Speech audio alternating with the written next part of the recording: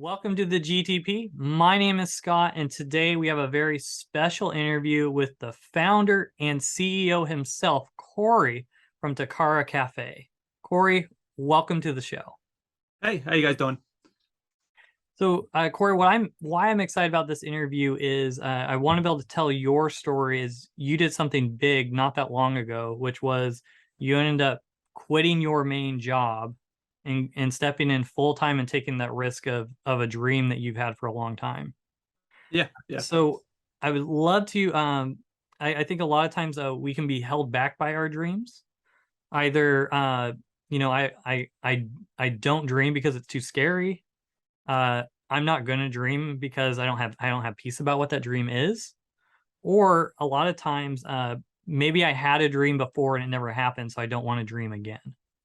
So I'd love today as we, talk about your dream. I thought it'd be first, before we go into dreaming, I'd love to hear what was you have a lot of manga. What was your first manga that really had you deep dive into the rabbit hole that you have today?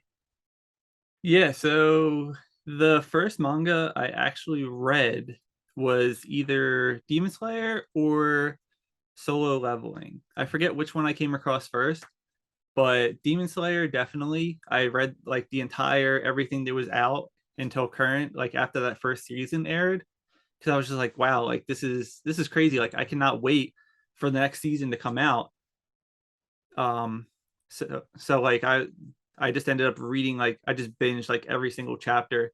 And then shortly after that, somehow like through an anime group or something like that, I found Solo Leveling, and then that was another one where I just like binged it um until I was current. So those were both like super good. Because I love both of those are excellent. I love Soul Leveling. I just got Volume 5. Uh, Hmm.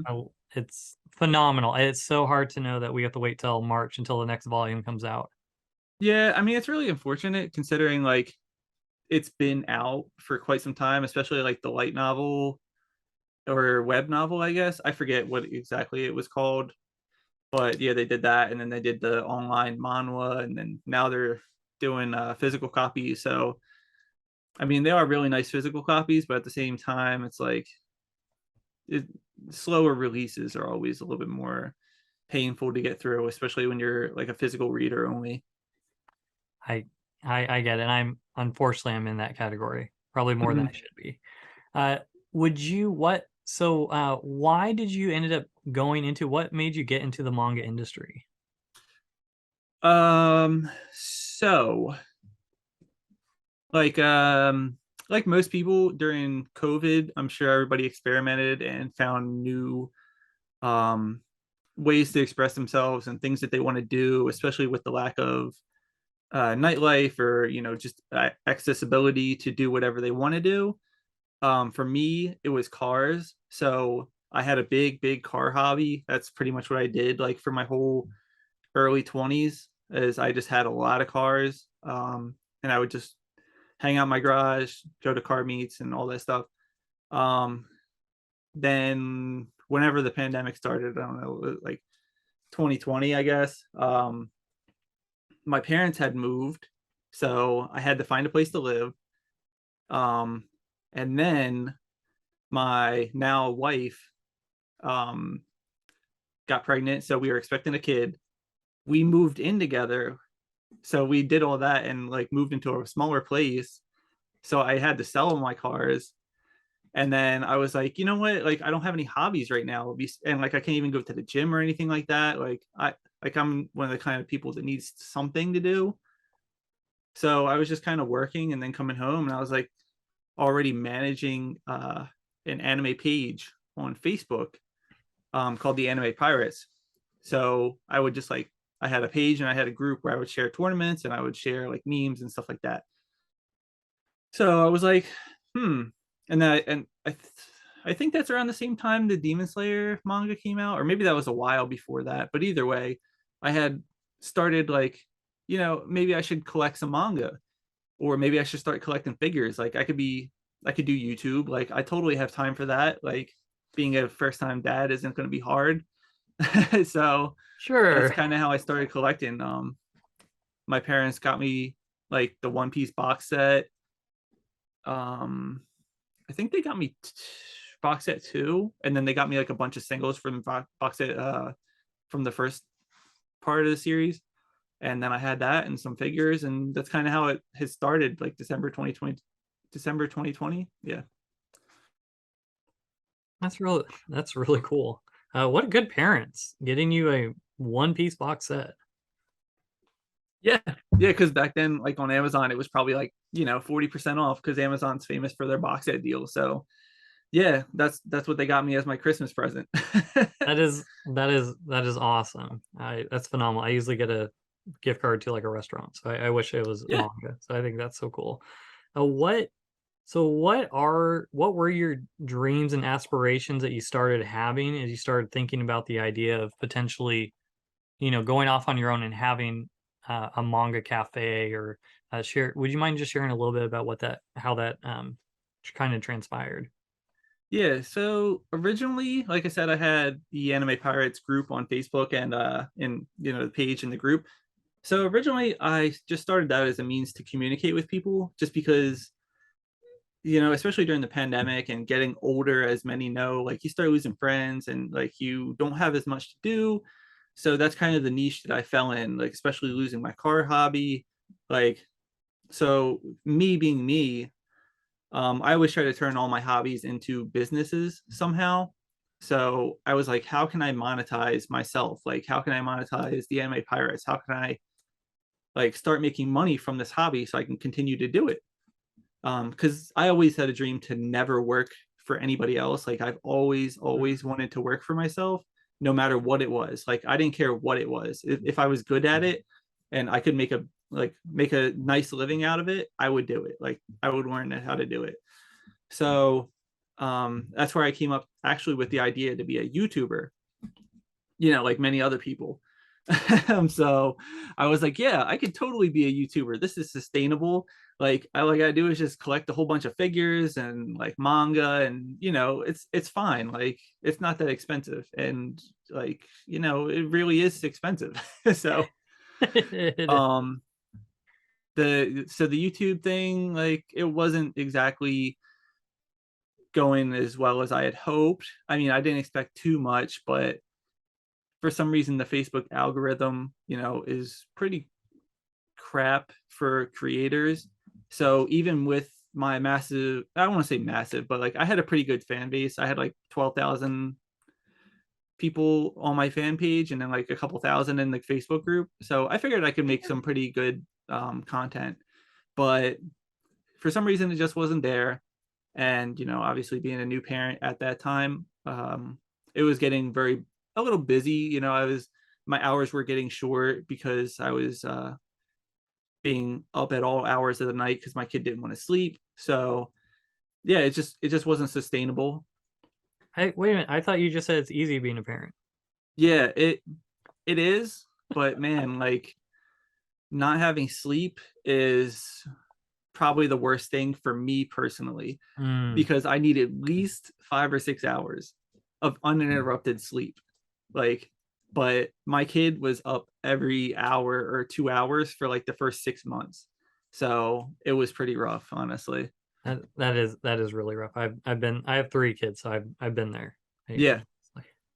Yeah. So he was, other than that, great kid. Like really no troubles at all with with my son, other than like he was just having really difficult problems sleeping. Unlike all my other friends' kids that slept through the night and stuff at the same time. Like they're like, yeah, I don't know what you're doing wrong. Like your kid's up every hour. Like our kid's sleeping. I'm like, whatever. So yeah, that was the whole thing. I wanted to going back to the Anime Pirates, I really wanted to monetize that because I had free time based on the job that I had at that time. So I figured it would be easy for me to kind of start to do more with my hobby in ways of like try to make money from it. Mm. So we talked in the beginning that how you recently stepped down from your job, so Mm-hmm. you're full time, and then you Yeah. took the risk to go to Takara. I'm sure that was a bit scary. What have been some of those fears that you might have had, taking, going ahead and doing this type of dream? So fears, I mean, I try not to have too many, honestly. And I know it's a big statement to say, but one of the biggest things is like just believing in yourself that you can do it. And to be honest, I did already fail with this business once. Because the job that I had in 2020, I actually stepped down to a part-time position so I could kind of do manga stuff full time. And that was maybe like a year ago, like October, November, like we were going into a slower season. So I was like, okay, yeah, I'll just work like 3 days a week. And then the rest of the days I can do content and I can try to, at this point, I already had like my retailers and stuff like that. But I was still only selling mostly on Reddit and like Mercari, like third party stuff. My site really didn't kick off until this year. Hmm. So it really wasn't all that sustainable for me to not work full time and do this business. So I ended up going back to work and I was still at work, but they told me that they didn't have the hours for me to come back to full time yet. So I was like, well, now I kind of need that full time work so I can continue to put all my money back into Takara Cafe. Because this whole time I'm not taking any profits, I'm not taking anything from the business. It's just going into expanding, buying books, as you can see, like tons and tons of books, just so I can have stuff on hand to sell to people through Reddit and stuff like that. So, like, it's all about failing and learning how you can do something better because there's always going to be a million different ways to do something, but you just need to find the way that's going to work for you and the proper timing to do it. Um, there's never a right time, but there's never exactly a wrong time either, as Hmm. long as you have everything like in the proper format of what you're going to do. That's that's great. I think that's really neat hearing how you even overcome that a bit with, sometimes you just don't know until you jump. Yeah, yeah. Mm. And I like I said, I tried to turn my hobbies into businesses all the time.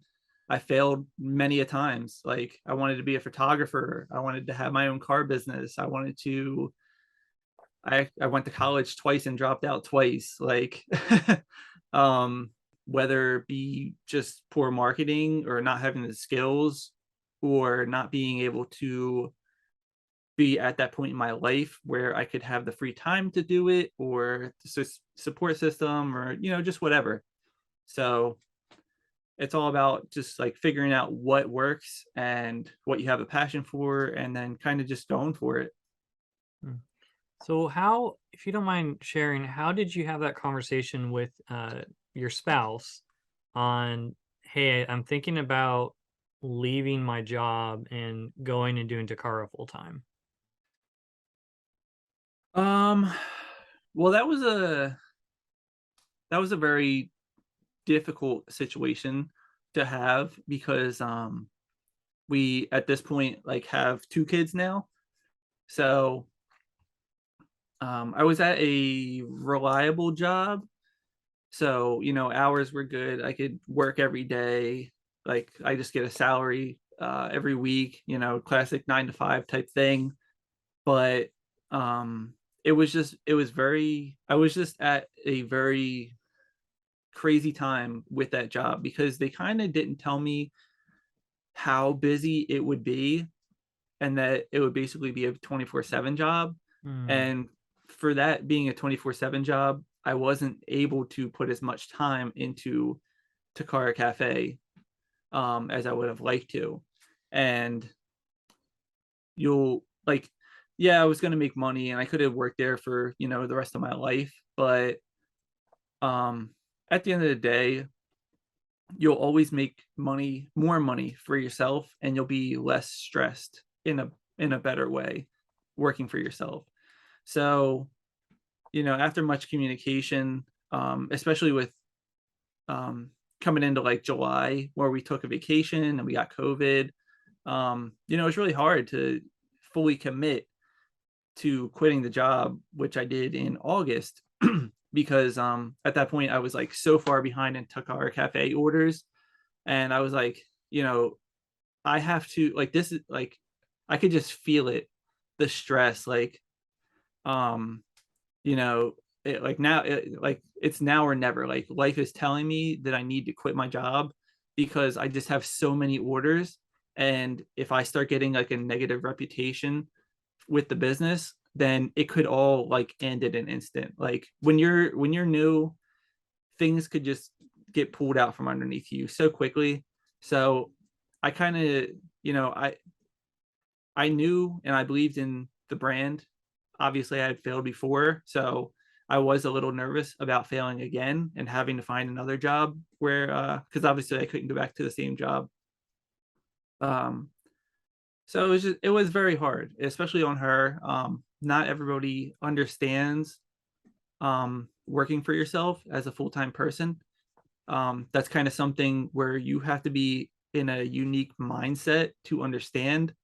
Um, like say if you I'm sure you work full time still, so if you wanted to quit your job and pursue YouTube full time, like that would be a very hard conversation for your partner to understand if they did not understand how YouTube works, how you can make money from it. Like um even the older people, like because they're like, what's YouTube? Like how are you making money from people watching you? Like, it's a unique concept. Um so the most important thing is just like if you have a partner and you want to do something, it's come up with a plan and have hard conversations, especially about money. Like money is a very very sensitive and hard topic to talk about. So that's also the most important topic to talk about, because all throughout this time of me chasing this dream, um, she's had a relatively stable job because she works in she's a social worker, so she's got a stable job. So she's kind of been really picking up the slack for me to be able to pursue the business. So she's helped immensely just from that and watching the kids and stuff. So really I couldn't have done it without her at the end of the day. So it's important to have those conversations, especially if you're in a situation where other people depend on you. Hmm. So what so it sounds like a good thing to do is having coming up with a plan together with your spouse, being able to Yeah. have and then talked about what his finances look like. And as you're saying, being on your own, it can be easy to be like, oh, by the way, can you take care of the kids or this or Hmm. or oh, by the way, Yeah, can or you if you go, didn't have kids. Yeah. or oh, by the way, can you go run errands today or something? Because you're on your own, it's easy to see that, oh, we can do other things. So instead of focusing, this is what I have to do for the business. So it sounds like there's a lot of communication is key and to be able to stay on the same page when you guys had that conversation. Yeah, yeah, especially if you have any type of partner, like girlfriend, boyfriend, like just a significant other in general, or even if you're still living at home with your parents, like, and you don't make that much money and they're willing to take on some of your burden, like as a younger person, which my parents did. My parents allowed me to kind of make my own decisions, and I was living with them. I paid a little bit of rent, like I paid for some of my bills, but at the end of the day, like if they didn't understand or if they wanted me to just work full time or not use their space to do what I wanted to do, which sometimes I did end up using their space because of the business that I was trying to do at the time. It's just important to communicate with everybody who may be involved. But I mean, if you're a loner, that's kind of even better per se, because you can just do what you want. You could just put your nose to the grindstone. But in this day and age, I feel like at least most people have at least one person that they would have to talk to, like in order to kind of make their dream work. Hmm. So what piece of advice would you give to someone who's on the fence of a dream, perhaps something they've had for years, or they had a dream before that failed, and they're not sure if they should dream again? What would you want to tell them?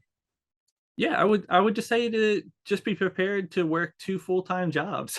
So like, it's like I said, like I was working 40, 50 hours a week since for the past 2 years, just as my full-time job. And then I still had the Anime Pirates that I was posting on regularly content.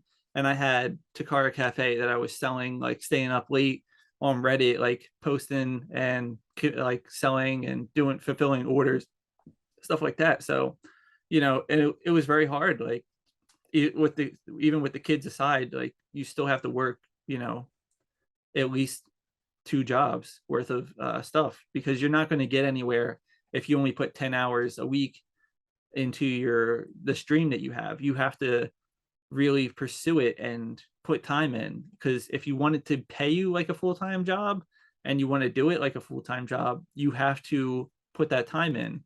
And you know it's really hard, unless people are willing to support you, um, to just put only 40 hours into the business without having to work. Like you're gonna have to work full time, maybe at some place you're not really happy with, but you just got to make it work and continue to work 30, 40 hours, 50 hours a week into what you really want to do. Hmm. So sounds like there is hard work involved in a dream. It's Yeah. not just handed to Yeah, you. you could say that. Uh, I think that is incredible. What you're sharing just sounds like especially be consistent. Hmm. Make sure you're putting in the time, and if it's something you really want to go after, you kind of have to go 100% in both feet. You had 100% you're going in your dream as well, 100% on being able to make sure you can take care of your family. It sounds like from what I'm hearing, Corey, is you got to a point where it's like it's grow there. I'm building momentum. I now need to put my foot in one or the other. Either uh, we go all in on Takara with the momentum we have, or I need to stop doing Takara and just stay at my job. Yeah. Yeah, pretty much. Or even like not completely stop Takara, but like really just take a step back and kind of like close the site and catch up on orders, and kind of reevaluate in another month or two, versus just keep on going the same pattern, because it gets to a point where you're like, you know it's either going to make or break something, so you need to figure out like what you need to do and do it. Right, and you don't want to break you, Yeah, exactly. and we don't you don't want to break your marriage Hmm. or anything with your family, because those are the most precious. Yeah. So knowing all that you know now, when it comes to the hobby, you've been in this for just a couple of years now. If you could go back in time, what is something you would want to tell yourself? Yeah, honestly, I would just say to just keep working, and really just, I would maybe say keep involved in the Facebook community, because I really kind of abandoned that community once I didn't have any more time for it. Um, and part of the reason for that was most of my community was overseas. So Mm. I didn't really see a way to profit off of that except for YouTube, which I didn't really want to put all my eggs into that basket. So it's really tough. Like I think that I did most of the things right. Obviously, I made some mistakes, not knowing exactly how the business would work. And like once you're given the power to kind of like order as much money like manga as you want, because they gave me a credit limit, like I just had so much manga and I was like not selling it, and like I really just had to learn what was going to sell, um, what was going on with the whole manga community as as a whole, because I really wasn't involved in manga before 2020. So then we have the manga shortage, like all the reprint stuff, like everything pretty much to happen. So it was really interesting to try and learn through the pandemic, like all what was being impacted from this community. Well, that I think that's some solid advice right there. What I'd like to switch to now is I asked the community what are some questions that they might have for a retailer. I Okay. just wanted to share the top questions you can pass or you can answer them all to your best of your ability. Uh, but these are things that if I had to ask a retailer, because you have an inside scoop, so I'll start with why is manga so expensive? Manga is expensive because, well, it was put to me this way that most of like what happens overseas, like with the Japanese publications, like that's where they make the bulk of their money. But when it comes over to like other markets, like say the U.S. market, it ends up being that they don't make that much money. Mm, So it's really like there's not a lot of profit in manga to be made in general. So I feel like in order for everybody to kind of have a slice of the pie, the manga ended up just being how it is now. Like I know years ago, um, as I can see from some of the older prints, like from the Shonen Jump, they used to be 7.99, or even Yen Press. They used to be like 11.99 or something like, or like 10.99, something like that. And now like things are even increasing even more um through changes in quality of the paper and glue.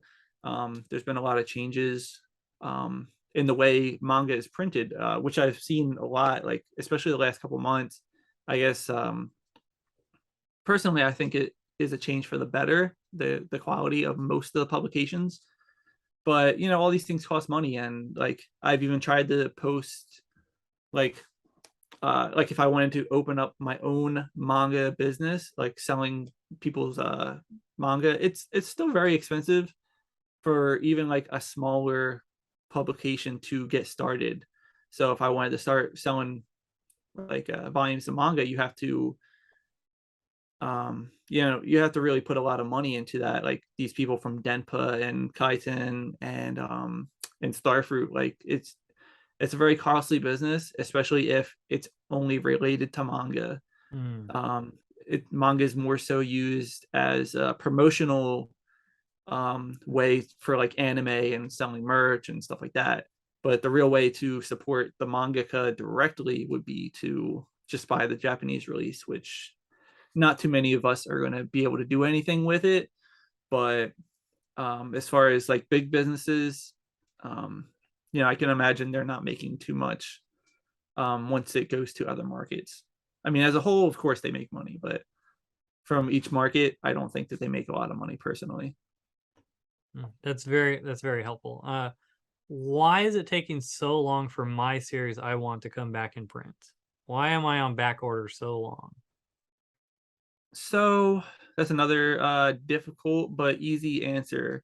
Um, Things are sometimes they're just not priority, especially like to some publications. Um, like Kodansha will reprint a lot. They I feel like they never really have stuff that's out of print unless it's like an older series that they just don't care about anymore, or if it's like, you know, we'll talk about like Digital Jail eventually maybe, but Kodansha is very good at reprinting. So is Viz. Viz is pretty good at reprinting, but some other publications, say like Yen Press or Dark Horse or Seven Seas, like um they're constantly picking up um new series. So it's hard for them to keep track, I want to say, like of reprinting all these series, especially if they have like minimum quantities that they have to fill. So of course, so in my mind, I think it'd be easier if they did like a pre-order, like kind of like how Right Stuff did with the Aria the Masterpiece. They took all Yes. those pre-orders and then they were able to reprint it and everybody was happy. Um so if they did that for some series, like say old Shonen Jump series like Nana and Vagabond, you know, all those, like I think that they would have a better means to reprint them. But to relate back to the other question, if it's not relevant at, or you know, relevant to them, I don't think they're going to reprint it as quickly as some other series that they already have like contracts for, say like new releasing series like volumes and stuff like that. And it also depends on how often they want to reprint it. um like Viz will reprint every like 3 or 6 months, depending on what series it is. Um, or their reprints are scheduled like quarterly, I should say.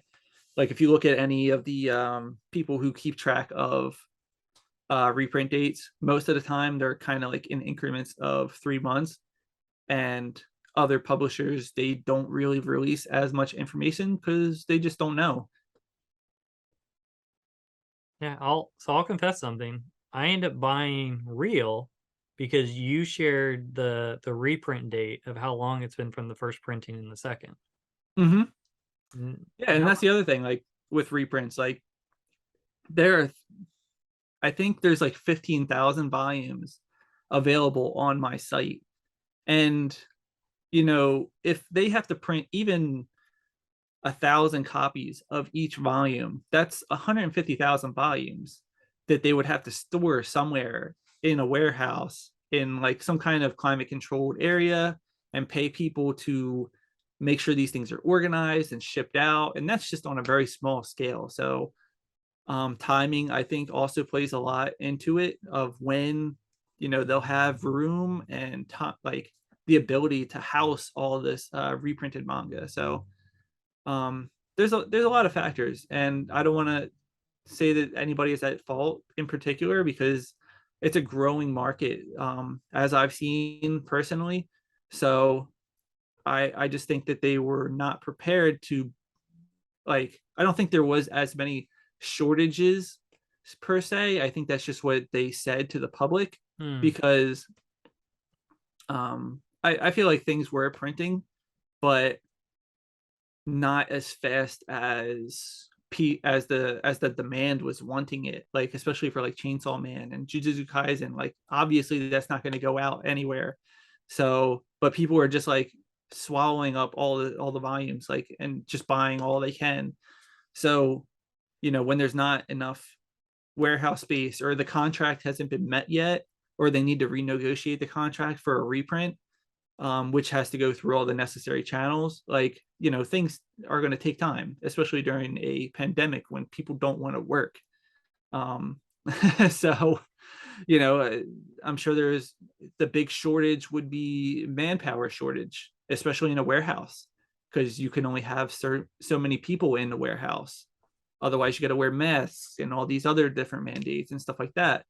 So, and people don't want to work in general. And then there was the whole um thing with people wanting raises and being paid fairly.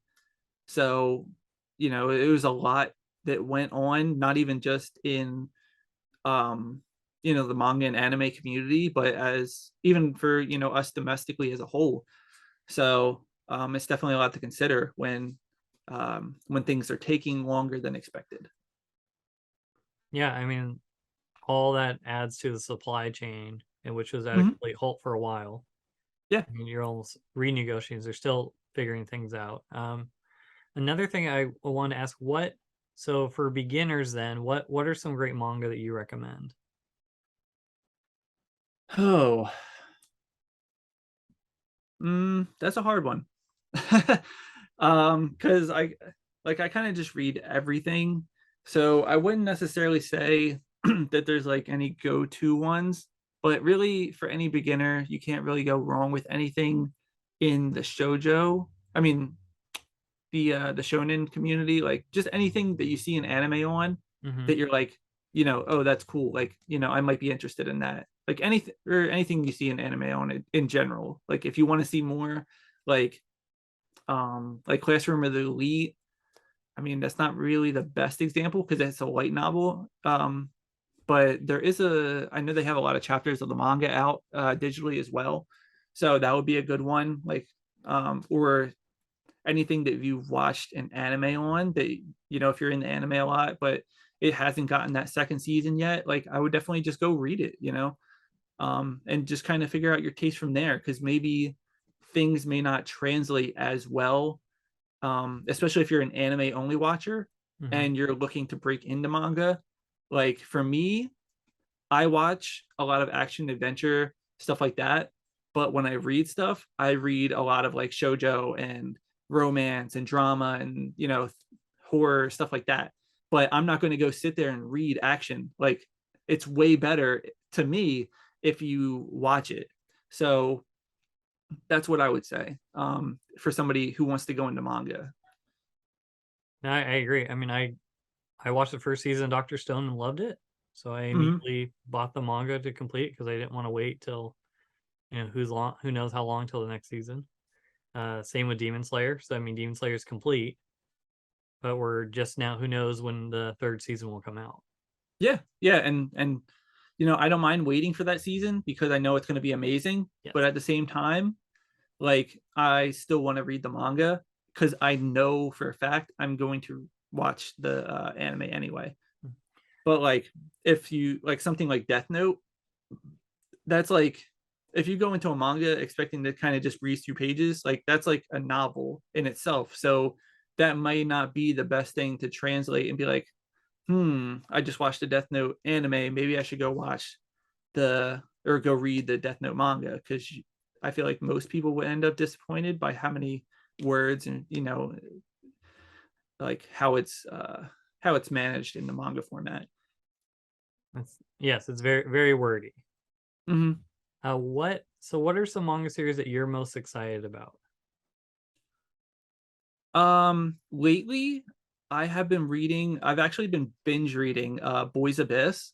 I know that just got announced like not too long ago at the last like convention or whatever, and I just started reading it like a couple days ago. I'm already like on chapter 35, 36. I just been like binging it. And it's not like the best thing in the world. And it has a lot of suggestive content, and it's definitely not meant for a younger reader, but or like an impressionable reader, I should say.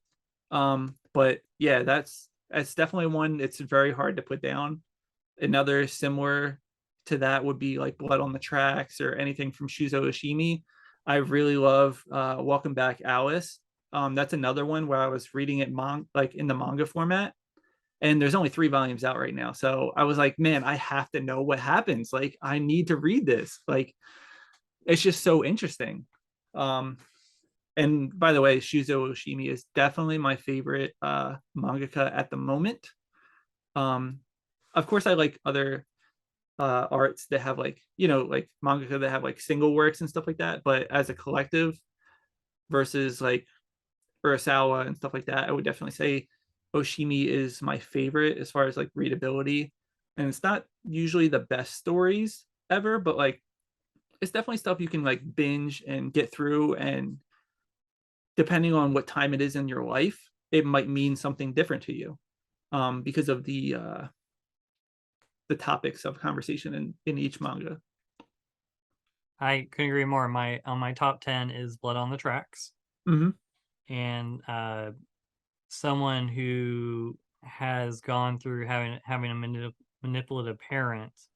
There's literally times where I read that where I had to pause because I could almost hear that parent's voice speaking the exact same words that were in that manga. Mm-hmm. Mm-hmm. And it's one of those ones where you can't put it down and you're like, oh, I can't believe I already finished reading it. And you're like, where's the next volume? Yeah, yeah, for sure. And I feel like a lot of his stuff is like that, like Flowers of Evil and Devil's Ecstasy. Like many people I've heard is definitely like the weaker of their works, but again, I still binged it because you just have to know what happens by the end. So like I feel like they're just a great the way that they put things on the page and their transitions between the panels and stuff like that. Like it's just very good to read. Is there any before we wrap up our time? Is there anything you'd like to leave or let our listeners know? Yeah. So if you want to sell manga, I would recommend, because a lot of people ask me that. If you want to sell manga, first I would focus on your community before anything. Because you're not going to succeed anyway in anything unless you have a community. Because um most dreams and things that will give you income require a community. So if you want to do anything and you want to succeed at it, you have to be able to talk to people and you have to be able to market yourself. So I don't think there's any dream that's a bad dream, to cycle back to what we had earlier. But if you want to succeed in any aspect in life, really, you just have to be able to market yourself. You have to be able to learn from anything. Like any experience is a learning experience, as long as like it could be good or bad, as long as you actually like take that experience and then figure out a way to make it benefit your life uh for the next time.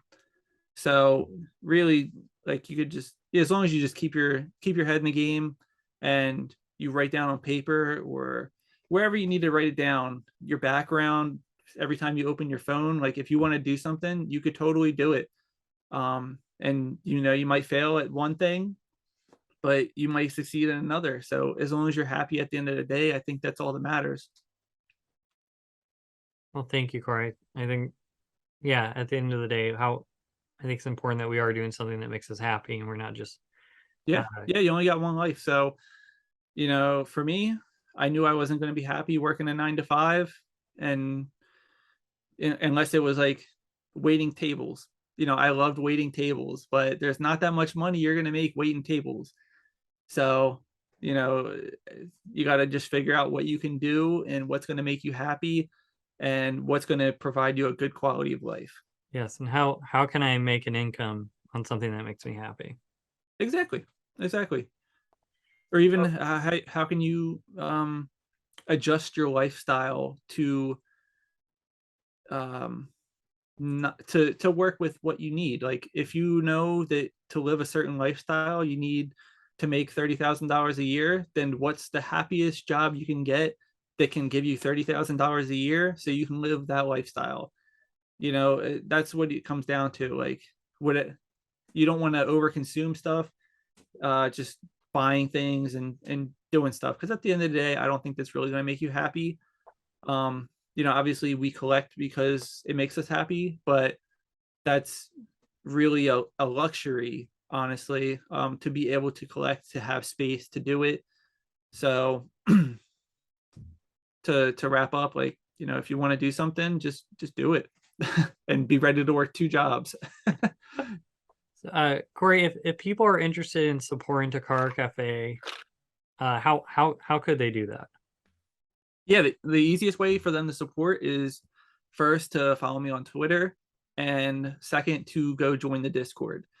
That's pretty much all I ask for anybody. There is a Patreon if people want to support on Patreon, but really, it comes down to the community at the end of the day, and that's what my focus is, and that's what's gotten me this far. So the more people that I can reach out to and talk to and get to know, like even if they're not going to be customers, they're going to tell people who are going to buy from me, and that, I mean, building friendships you know, it matters for my personality, like for me, but also, you know, to be able to continue to do this dream, it matters that people want to see Takara Cafe as a good quality product, which, you know, they both kind of go hand in hand. So the more people I can talk to, the more accessible I am to the community, the better.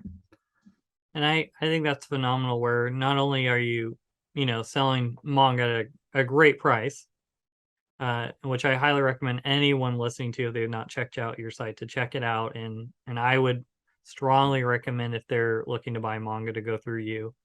And the other thing I love that you're doing is you're also building community at the same time. So it's not just books, but I love the idea that there's that community aspect. And even as I asked you how they can support you, you didn't immediately say buy books for me, but I love how you started with, hey, why don't you connect with me on Twitter and why don't you join the Discord?